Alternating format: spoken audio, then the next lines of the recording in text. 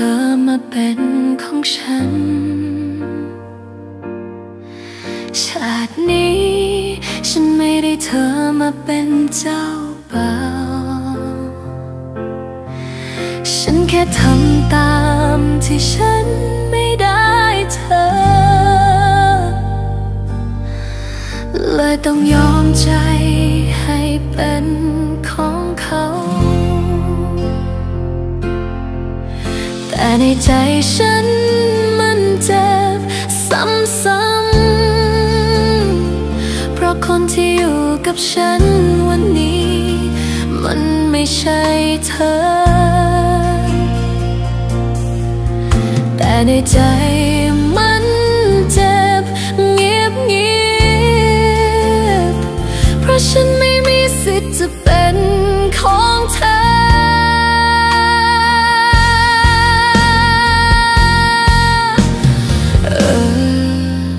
เธอเสียใจบ้างไหมเหมือนกันกับฉันเธอรู้ไหมว่าเจ็บใจแค่ไหนเธอเสียใจไหมเหมือนกันกับฉันเธอรู้ไหมว่าฉันเจ็บปวดเพียงใด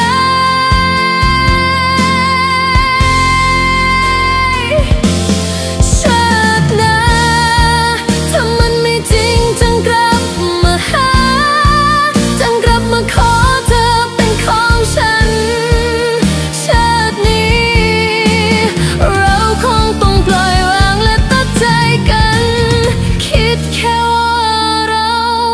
ไม่ใช่คู่กันถึงไม่ได้เธอ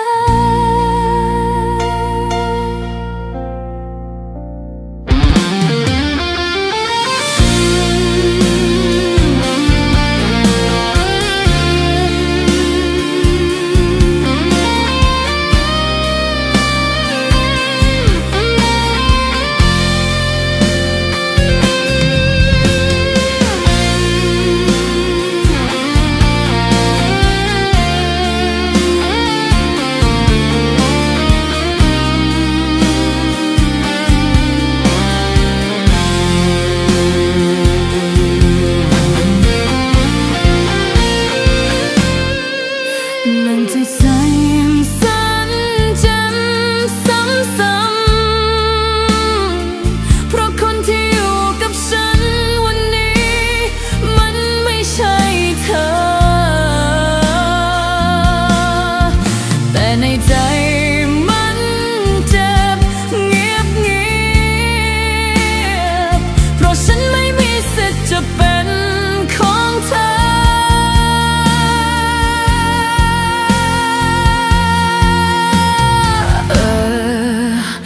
เธอเสียใจบ้างไหมเหมือนกันกับฉันเธอรู้ไหมว่าเจ็บใจแค่ไหนเธอเสียใจไหมเหมือนกันกับฉันเธอรู้ไหมว่าเจ็บปวดเพียงใด